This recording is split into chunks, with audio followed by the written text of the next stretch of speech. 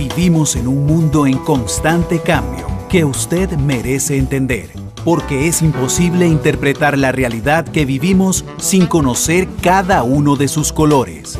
Porque muchos son los tonos de la actualidad. Presentamos Matices. Una producción de Noticias Monumental.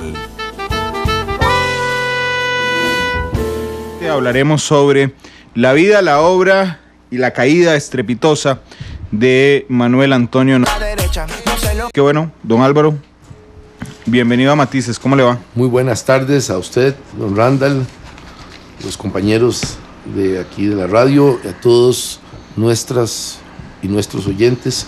De nuevo, muchas gracias por el tema y me parece apropiado porque no todos los días podemos analizar un personaje que tuvo influencia en Costa Rica. Sí, que tuvo influencia en Costa Rica y que empezó sus primeros años en la Guardia Nacional en Chiriquí, justamente en la frontera con Costa Rica. Manuel Antonio Noriega nace en 1934, partamos de ahí. ¿En cuál Panamá, don Álvaro? Nace en la ciudad de Panamá, de un hogar sencillo, humilde, como todos los funcionarios, todos los miembros de Fuerzas Armadas, Fuerzas Policiales de Centroamérica. Muy pocos vienen de la élite, y son poquísimos, la inmensa mayoría de origen campesino, no así en el caso de Noriega, que tiene un origen citadino, que en Panamá, la ciudad de Panamá tenía un peso muy grande en toda la historia, desde tiempo inmemorial, desde el tiempo de la conquista y la colonia, y por supuesto todo el periodo del canal. Él es producto puro de ese Panamá, de un Panamá interesante, un Panamá que hizo un montón de experimentos con la democracia y con la dictadura. Siempre fueron al final comparado a dictaduras del Caribe, como las que teníamos horrorosas en los años 30, 40 y 50, tipo Trujillo, para poner la más nefasta, la más sanguinaria, la más extraordinaria de las dictaduras del Caribe. Panamá recibió la mala influencia de esos dictadores y tuvo sus azonadas, pero nunca tuvo el nivel de represión ni el nivel de violencia que esos otros países, que parecían más bien, digamos, cosas personales. En el caso de Panamá, la enorme importancia del canal, la enorme, gigantesca importancia geopolítica, la enorme influencia de los Estados Unidos como potencia hegemónica en el continente y sin duda en Panamá, creadora de Panamá. En alguna medida Panamá fue creado por la voluntad política de los Estados Unidos. Había movimientos independentistas, pero realmente el momento fue el momento que los Estados Unidos necesitaron un Estado independiente débil para negociar los tratados del canal. Y luego, por supuesto, los vaivenes económicos de Panamá, que por mucho Panamá es el país más cosmopolita de América Central, y yo lo considero un país centroamericano, aunque ellos históricamente se han visto como un país suramericano. La relación histórica desde Bolívar, la relación histórica con la Gran Colombia, los ubica en el mundo de Sudamérica, pero yo los veo cada vez más integrados como hermanos centroamericanos y para Costa Rica es bastante importante esa relación. Dicho esto, Noriega es perfecto producto de todos estos vaivenes. No tendría cabida nunca en el Panamá moderno, avanzado en materia de infraestructura, en el Panamá avanzado en materia de económica, en el Panamá que es un gran centro financiero mundial. Lo era muy importante en aquella época, pero técnicamente eran más importantes, por ejemplo, la zona libre de Colón, que hoy ha perdido relativamente importancia. Noriega es producto de toda esa enorme conjunción de fuerzas en tan pequeño país. Es el país más cosmopolita también desde el punto de vista racial.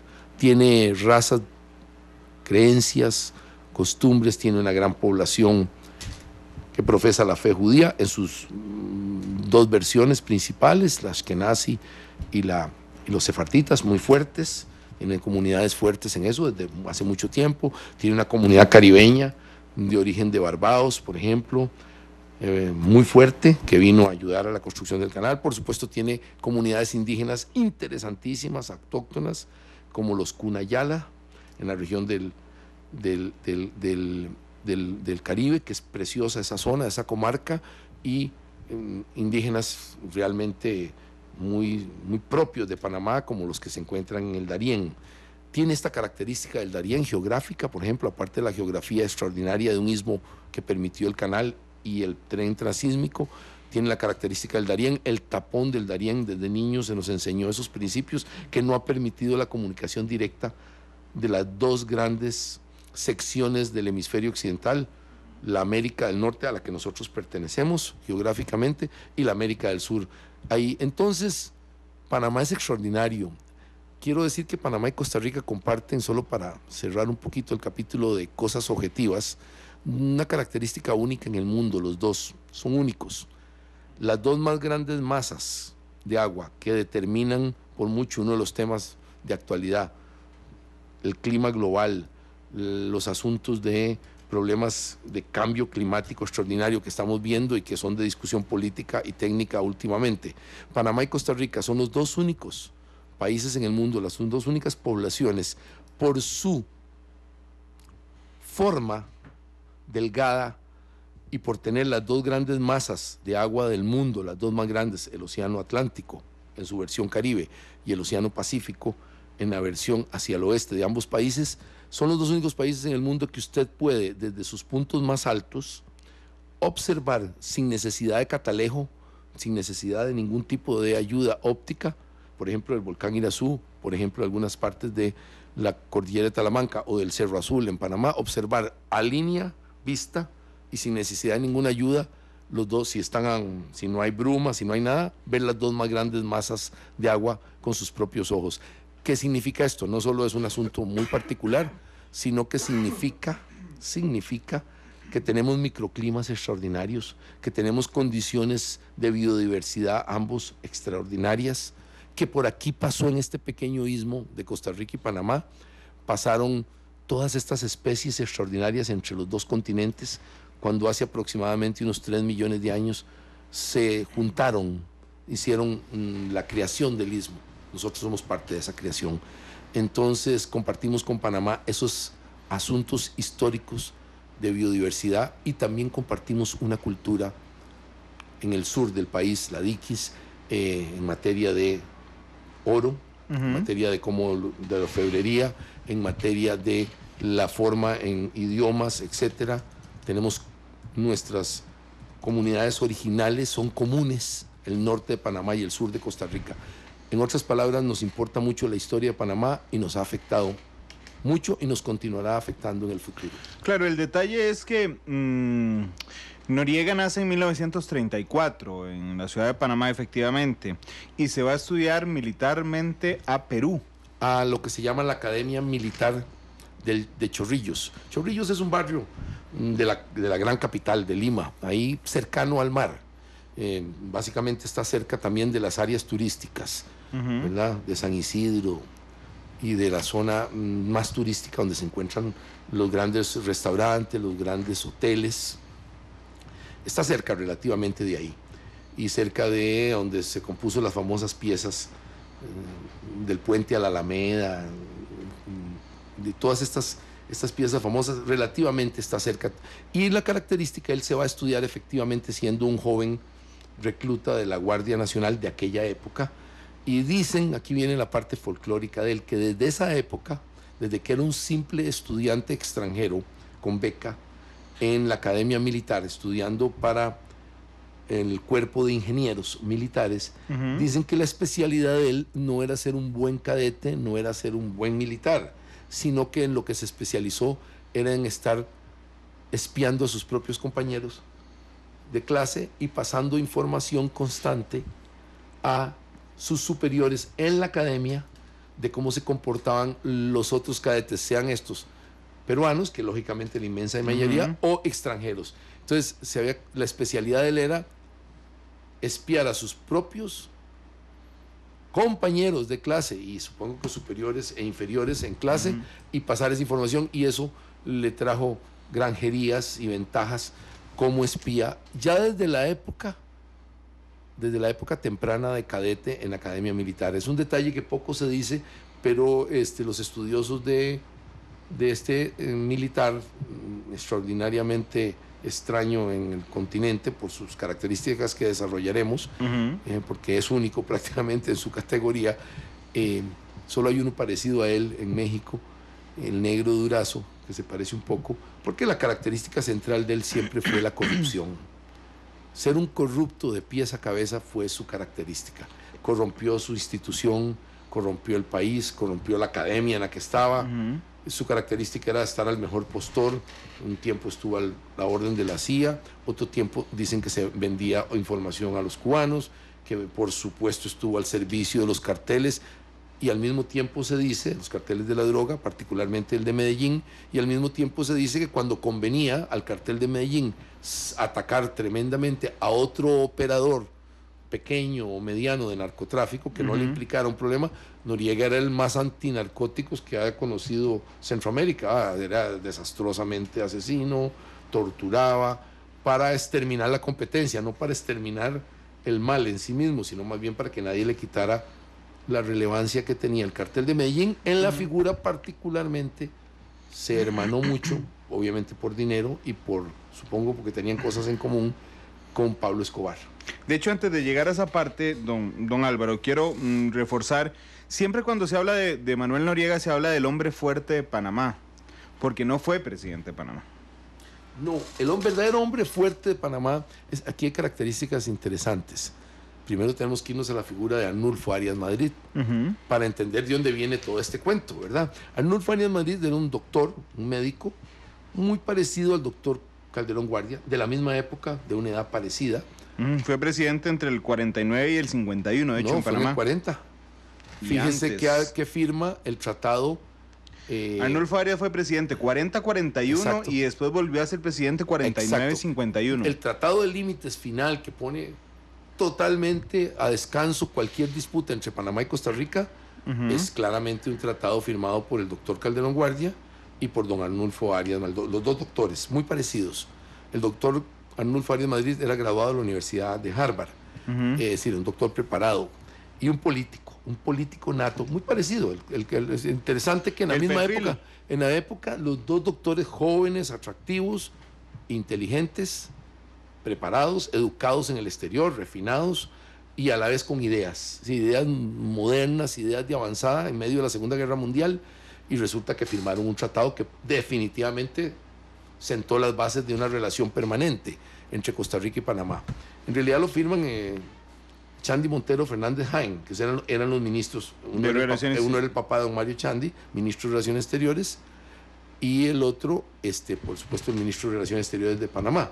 Lo firman, pero por supuesto que los padres de la criatura eran los dos presidentes y los dos grupos grandes políticos en el país. Bueno, don Arnulfo fue 3 veces presidente constitucional, ganaba claramente las elecciones y en las veces consiguientes lo votaban los militares del país. Era votado por los militares.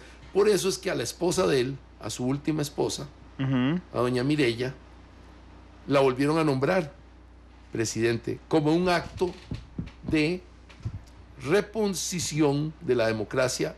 A don Arnulfo lo habían votado 3 veces los militares. Entonces a su esposa final, su viuda final, porque había estado casado una primera vez, la nombran presidente, y el primer acto que hace ella, vea si es cierto esto de simbólico, que ella le imponen la banda presidencial como en Costa Rica. Ella se levanta, se va del acto oficial y le imponen la banda a la tumba del expresidente Arnulfo Arias Madrid. Sí, se quita la banda y la impone en la tumba a ella, como restituyendo al hombre que el pueblo de Panamá había varias veces nombrado presidente constitucional por amplia margen. Bueno, dicho esto, de aquí donde salieron estos militares, entre ellos, por supuesto, Noriega, salen de este entorno que daban golpes de Estado del estilo años 50, del estilo años 60, daban en el último, que Noriega era un joven mayor en la provincia de Chiriquí. En el último gobierno de Arnulfo Arias. Sí, en el último. 68, 69. Dan el golpe, unos coroneles no muy especiales, muchos de ellos simplemente se apuntaron en la bola, coronel de la Guardia, pero el más importante era Torrijos. Omar Torrijos Herrera. Era muy carismático, era más político que militar, pero tenía gran capacidad de controlar a la Guardia y se acuerpó en hombres como Noriega, que le sostuvieron Chiriquí, como usted bien lo apuntó, la provincia norte, y lo asciende a teniente coronel y lo nombra en un puesto clave el G2. Tal vez para la jerga civil G2 no nos dice mucho, para la jerga policial militar dice muchísimo. Es el encargado de toda la inteligencia. Digamos que es una mezcla, como si esto estuviera el de la DIS, el director de la DIS con un director militar, con un director de inteligencia militar, una mezcla de esas dos cosas. Por supuesto es explosiva en una dictadura, en un régimen de facto como ese. Apoyó 100% a Torrijos en todo momento. Utilizó, su capacidad fue enorme para utilizar todos los trucos que se sabían en la época, y yo creo que al futuro, de extorsionar a la gente con cuestiones sexuales, con videos. En el momento eran películas, no eran videos. Todos los trucos habidos y por haber, Noriega los utilizó, desde comprar hasta extorsionar, torturar y matar. Entonces vamos despacio un momento, don Álvaro, para aprovechar bien esta lección que usted nos está dando esta tarde. Arnulfo Arias era presidente, digamos, en su último periodo, 68-69, y entonces sí, presidente constitucional. Omar Torrijos le da un golpe de estado. Con varios coroneles. Ajá, y entre... Boris Martínez y varios coroneles. Sí. No entre los coroneles, sino entre los militares que apoyan el golpe de estado para colocar a Omar Torrijos, que por cierto siguió ahí hasta el 81, como dictador, estaba Manuel Noriega. Un pequeño mayor, sin mayor, valga la redundancia, sin mayor relevancia, pero de fuerte apoyo directo. Usted sabe que en esas estructuras, claro, esa lealtad directa es 30 años tenía más o menos. Sí. Entonces lo ahí ascienden a teniente y lo ponen a teniente coronel. Y lo ponen jefe del G2. Jefe del G2, que al principio sonaba así como un asistente y se convirtió en la estructura más importante de control político del país. Ahí se decidía qué funcionario era leal, cuál no era leal, qué embajador era leal, cuál no era leal, y por supuesto todo el control del crimen organizado, que en ese tiempo, más que narcotráfico, en esa época del golpe, lo importante era el contrabando enorme que salía, gigantesco, sin parar todo el día y noche, salía de la zona libre a Colombia, a Venezuela, a Perú, a Costa Rica y toda Centroamérica. Inundaban de contrabando con productos de la zona libre, porque acuérdense que las tarifas de impuestos eran extraordinarias en esa época, pues se fueron bajando y bajando, ya no fue tan atractivo, hasta el día de hoy que ya no es tan atractivo. Pero, don Álvaro, una duda desde la ignorancia, aunque Torrijos es el dictador entre el 68 y el 81, ¿verdad?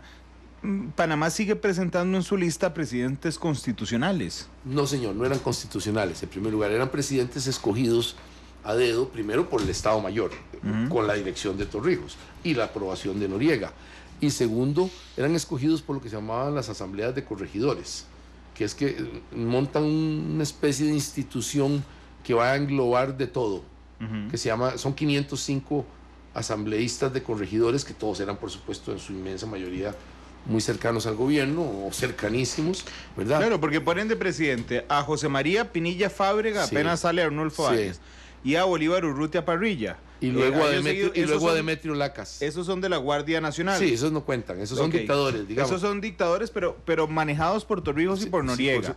Exactamente, y luego ya empiezan a aparecer... ¿Y por qué Torrijos no se escoge presidente? Porque él se escoge jefe de gobierno, para no tener la carátula de una dictadura militar pura y simple, porque Panamá tiene el canal, sí. No es lo mismo ser dictador en Honduras, Tiburcio Carías, o digo Las Fuentes en Centroamérica, o Somoza, contra que usted tiene que guardar cierta compostura por la importancia internacional, súper importancia del Canal de Panamá, y el distrito financiero que ya estaba en crecimiento. Entonces Panamá tenía la máscara de una especie de estado semi-dictatorial, con una Guardia Nacional que no quería tomar el poder político, por eso crea la Asamblea de Corregimientos, 505 corregidores, y una presidencia de mentirillas. La risa más grande es que nombran a un señor de origen griego, Demetrio Lacas. Y la broma que había en la época, porque yo iba mucho a Panamá en esa época, mi papá me llevaba muchísimo, era que le decían, se puso de moda una película que se llamaba Sorba el Griego, por cierto, de Anthony Quinn, ¿verdad? Este por cierto, es un artista, un actor muy reconocido, que es mexicano, de origen mexicano. Y entonces la película original, y hay una pieza que es muy, muy pegajosa, que todo el mundo conoce, de Sorba el Griego. Y entonces decían, cuando nombraron a Demetrio Lacas, que no mandaba por supuesto nada, el que mandaba era Torrijos, y el Estado Mayor de la Guardia era bastante digamos, claro quién tomaba las últimas decisiones. Decían, sobra el griego. Decía, la broma que decía es que Demetrio Laca no mandaba nada. Entonces, haciendo una parodia de Sorba, el griego, decían, sobra el griego. Y de adelante también vinieron varios presidentes de mentirillas, todos, que alguno de ellos se atrevió a oponerse a Noriega y por supuesto fue depuesto en forma inmediata y sumaria. Tuvieron que refugiarse en la embajada de los Estados Unidos en Carrera, los que se opusieron. Es decir, no mandaban absolutamente nada hasta llegar en Dara, que en Dara sí gana las elecciones. Claro, pero estamos hablando de Fábrega en el 68, de Urrutia en el 69, de Demetrio Lacas de 1969 al 78. Ve, esos 9 años, y por eso es que decían, claro, sobra el griego, no mandaba nada. Del 78 al 82, Aristides Rollo. Exacto. Del 82 al 84, Ricardo de la Espriella. Sí, señor. Ahí sale Torrijos, por cierto, del no, poder. Lo matan. Ok, sí, se cae el muere. Jorge Ilueca, del 84, 8 meses. Nicolás Ardito Barleta, del 84 al 85. Eric Arturo del Valle, del 85 al 88. Ahí sigue siendo Noriega el hombre fuerte. Totalmente. Manuel Solís Palma, del 88 al 89. Ese era un títere perfecto, digamos. Y Francisco Rodríguez, que duró 2 meses. Sí, con costos. Hasta diciembre, justamente cuando se da la invasión de los Estados Unidos en enero. La invasión es en diciembre. Bueno, el 20 en la madrugada, el 20 de diciembre. Sí, la rendición de Noriega es en enero. Sí, pero ya no mandaba nada. Ok, y Guillermo Endara, que queda ahora sí el 20 de diciembre del 89 al 94. Ahí regresan los gobiernos constitucionales. Ahí el gobierno regresa el que gana las elecciones. Ok, es cierto, le pregunto, que en el gobierno de Torrijos, en la dictadura de Torrijos, del 68 al 81, Noriega es espía de la CIA en Panamá.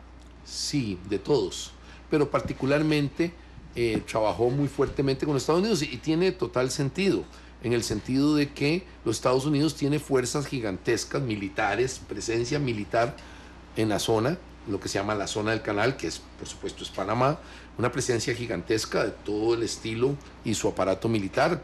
Sí, tiene ejército grande, tiene la academia, la Escuela de las Américas, donde todos los militares, dictadores o democráticos, mandaban a sus soldados y a sus policías a entrenarse, incluyendo los costarricenses.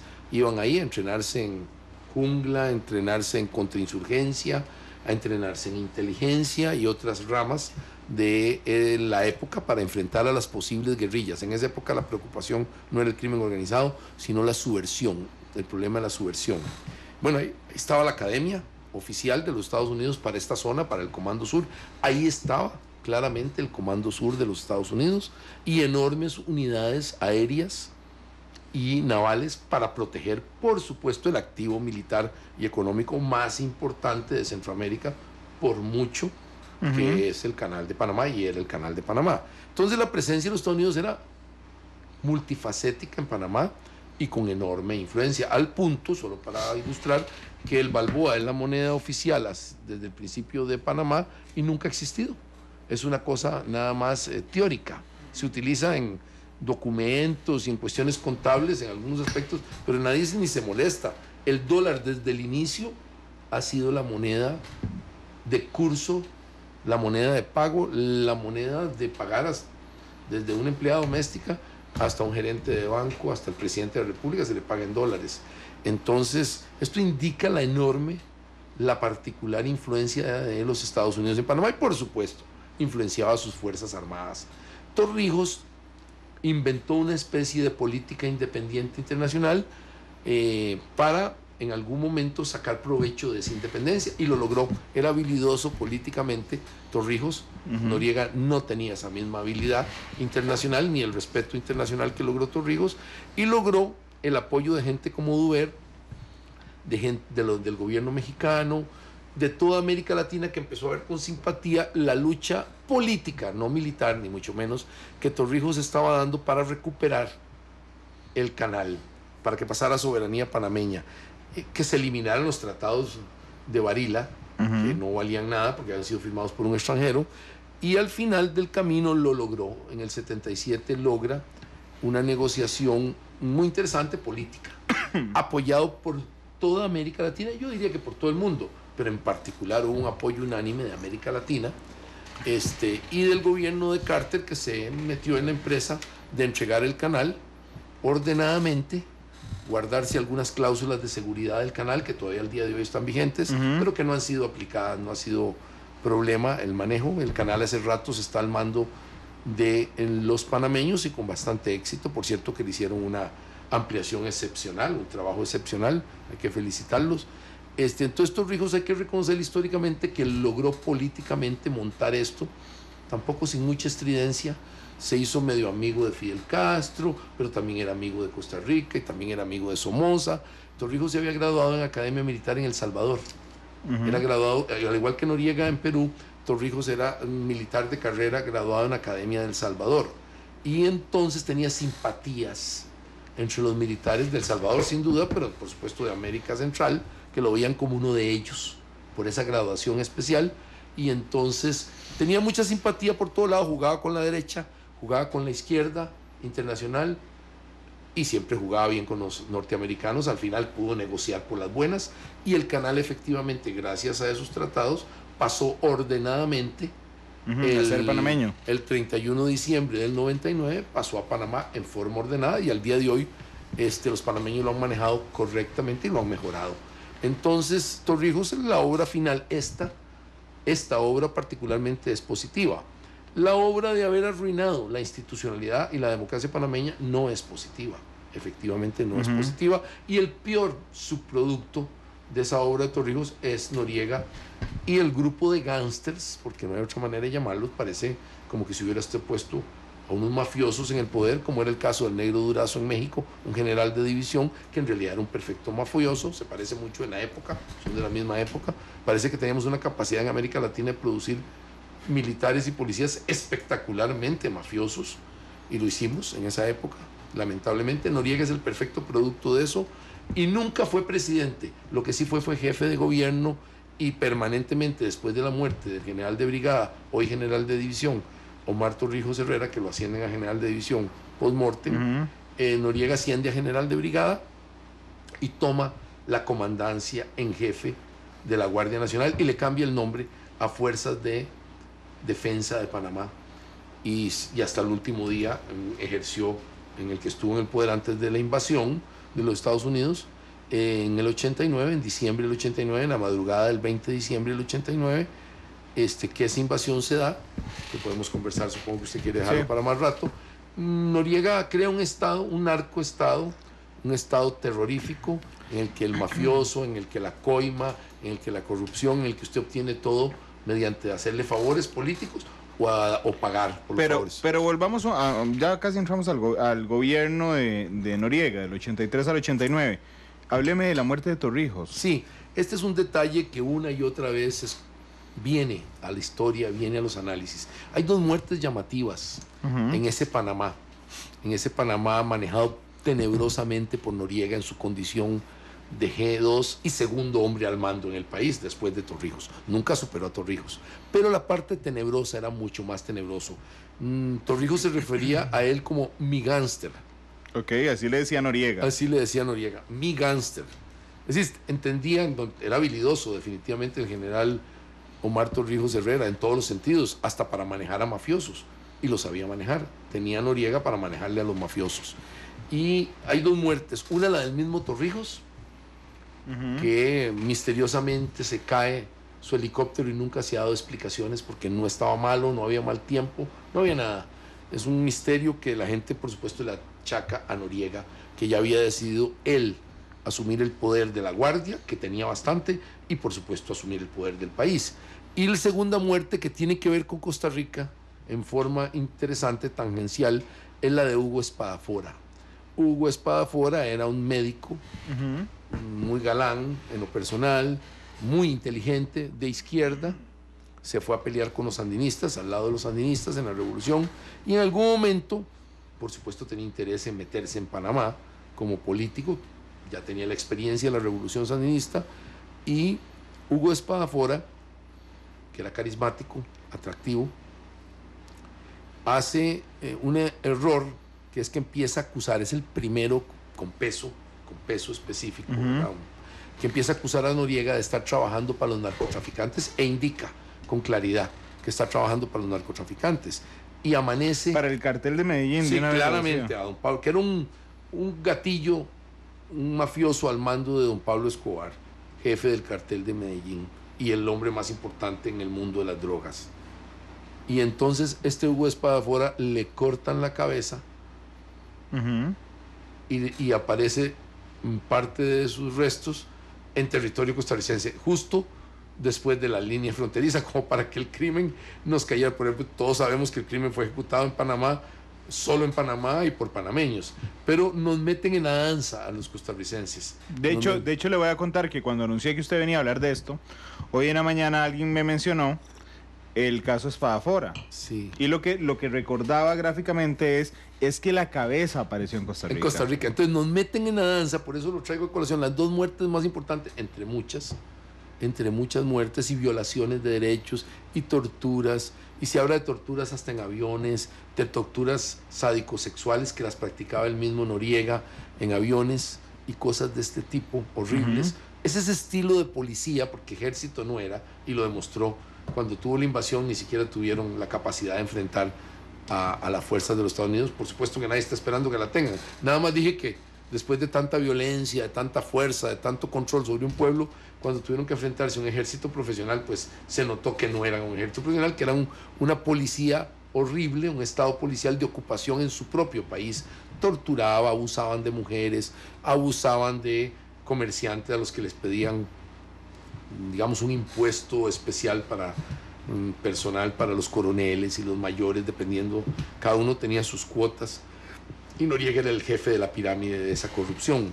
Violento, feo, por supuesto no tan sanguinario. Feo. Muy feo, el señor le decían carepiña. Por cierto, tenía la carita no muy bonita. Sí, el señor no era muy bonito. Lo que me hizo gracia es no, pero yo me estaba refiriendo a que era feo el régimen. Pero también era feo el jefe del régimen. Sí, no era muy bonito, nunca lo fue, ni de chiquito, ni de grande, ni de viejito. Era una persona fea en lo personal y fea en su moral, en su espíritu y en la forma en que trató a sus coterráneos y también a nosotros. A mí me tocó, estando en el gobierno, negociar cosas oficiales con él y con sus coroneles. Es de las experiencias más desagradables que tuve. Y yo tuve que lidiar con mucha gente, digamos, que tenía intereses poderosos en el mundo, potencias extranjeras, y probablemente los más desagradables, por mucho, eran los coroneles norieguistas y el propio Noriega. ¿Le ha dado a usted la sensación que lo estaban amenazando constantemente o que lo estaban comprando? Una de las dos, que estaban a punto de comprarlo. Siempre existía esa invitación: vaya usted a Panamá para que se divierta. Por supuesto que todos sabíamos personalmente que eso tenía una implicación de videos, etcétera.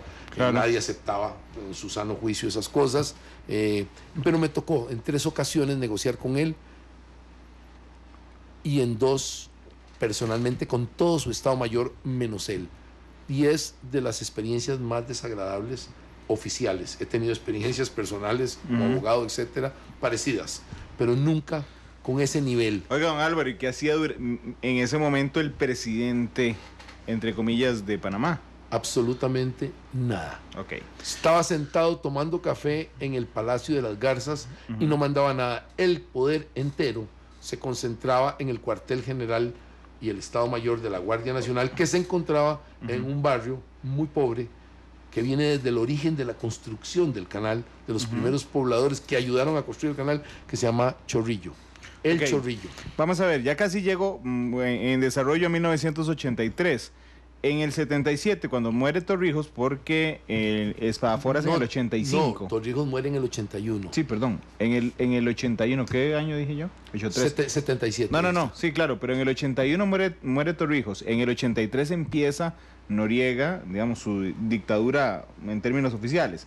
Y Espadafora muere en el 85. Correcto. Entonces, quedémonos un momento con la muerte de Torrijos. ¿Usted cree, usted es un hombre muy informado, usted cree efectivamente que la muerte de Torrijos fue planeada por Noriega para quedar él, entonces, no como el segundo hombre fuerte de Panamá, sino como el hombre fuerte de Panamá, don Álvaro? Sí, creo que Noriega quería varias cosas. Quería, en primer lugar, ya llegar a controlar a la Guardia. Él era un hombre de la estructura de la Guardia, desde teniente, ¿verdad? Es decir, primero, siempre estos oficiales ambiciosísimos, y Noriega era el más ambicioso de todos, quieren ser el comandante en jefe de sus instituciones militares y tener los máximos galones y las estrellas y las palmas de general y todos esos cuentos. Eso siempre es así. Entonces llegó el momento en que seguro él decía, bueno, ¿cómo hago? O voto a Torrijos, que no lo podía hacer, porque la Guardia todavía por lealtad histórica le respondía a Torrijos, claro, o lo asesino misteriosamente y entonces haciendo yo directamente. 2, lo había dejado caminar correctamente para que solo Torrijos, con su carisma y su capacidad política internacional y nacional, había podido negociar los nuevos tratados del canal. Noriega nunca hubiera podido negociar. No tenía carisma, no tenía estampa, no tenía nada. Pero la gente sí quería a Torrijos. Torrijos era muy popular. Claro, de hecho hay supongo que es un tuitero panameño que nos pone: nuestro último gran general, Omar Torrijos Herrera. Efectivamente es el último militar policía, que no estoy muy seguro que sea un ejército en el estricto sentido de la palabra. Es una mezcla, ¿verdad? Claro, pero vamos a ver. Sí, era muy popular y era carismático, era político, era más político que militar, honestamente. Okay. Y el que controlaba el vínculo con los cárteles a esas alturas era Noriega. Era Noriega, Torrijos no era. No eran, pero supongo que toleraba para tener llegue a eso. Sí. En esos regímenes de facto la corrupción en América Central y el Caribe era extraordinaria. Okay. Es decir, vamos a ver, el régimen de Noriega era un régimen completamente corrupto. Claro, pero empieza en el 83, por eso sí le estaba preguntando sobre pero es que él venía controlando desde el 69. Él controlaba todos esos lazos. La parte sucia, el G2, la parte de quién es usted, si tiene amantes, qué banquero es, anda renqueando en algo, que anda con malos hábitos de drogas, etcétera. Todo eso lo controlaba Noriega y era un experto en explotar las debilidades humanas. Tenía obviamente información de todo el mundo y la sabía entregar, usar, mal usar. Le voy a leer algunos comentarios de lo que está entrando en redes sociales. Donald Quintero dice en Twitter: panameño en sintonía. Víctor Manuel dice: excelente programa. ¿Cuáles políticos o figuras costarricenses estuvieron en esa academia panameño-estadounidense que se puedan nombrar? Sí, muchos. Mucho oficial sencillo de la Guardia Civil de nosotros. Mucho oficial sencillo, no se imaginen ningún militar especial ni nada. Muchos pasaron por esa academia, muchos llevaron los cursos sencillos, no necesariamente los cursos militares, sino más bien los cursos necesarios para la Costa Rica de la época. No llevaban cursos especiales ni de artillería ni nada de esas cosas. Paracaidismo sí se llevó ahí, tal vez es lo más parecido. Mucho oficial nuestro, todavía uno los observa, algunos oficiales viejos, si quieren darles una clave, que cuando se ponen el uniforme de gala en la fuerza pública, algunos viejos utilizan un escudito azul que tiene una carabela como la de Cristóbal Colón, igualita. Si usted ve eso y el oficial es viejo, un oficial antiguo, es porque estuvo en la academia Fort Gulick. Si es un oficial joven, ciertamente no estaba en la nueva academia en Estados Unidos. Ok, dice, bueno, Tomás David Vázquez, nuestro último gran general, Omar Torrijos Herrera. Dice Agustín que hay de cierto en el rumor de que el accidente en helicóptero donde murió Torrijos fue provocado. Ya lo respondió don Álvaro. Yo digo que sí. Jonathan Gómez dice... ¿Te voy a decir por qué? ¿Sí? ¿Quién es el único beneficiado de ese accidente? Hubo una persona y Noriega. Su grupo, Noriega y su pequeño grupo que asumía, por supuesto, la Guardia. Jonathan Gómez dice, excelente invitado, siempre matices marcando diferencia. Adolfo dice, me gusta mucho las lecciones gratis que nos da don Álvaro en Monumental. El Poás, que también está en sintonía. Esos son los mensajes que tenemos en este instante a través de Twitter. Voy a revisar si hay alguno pendiente en Facebook, porque no me gusta dejar a nadie ahí guindando sin leer el mensaje. Para nosotros ir a la pausa, don Álvaro, y regresar ahora sí, en 1983. Y además que me cuente qué pasó ese par de años, entre el 81 y el 83 en Panamá. Y mientras les estoy contando esto, estoy esperando que se cargue Facebook. Por eso es que no había entrado ningún mensaje nuevo, excepto los de la segunda emisión de noticias, 2:44. Vamos a la pausa, regresamos con más de la vida de Manuel Antonio Noriega, el hombre fuerte de Panamá, junto con don Álvaro Ramos hoy. Y los invito de una vez a Matices mañana. Juan Diego Castro estará con nosotros a partir de las 2 de la tarde. Ya volvemos. Analizamos los tonos de la actualidad. Exploramos sus contrastes, matices.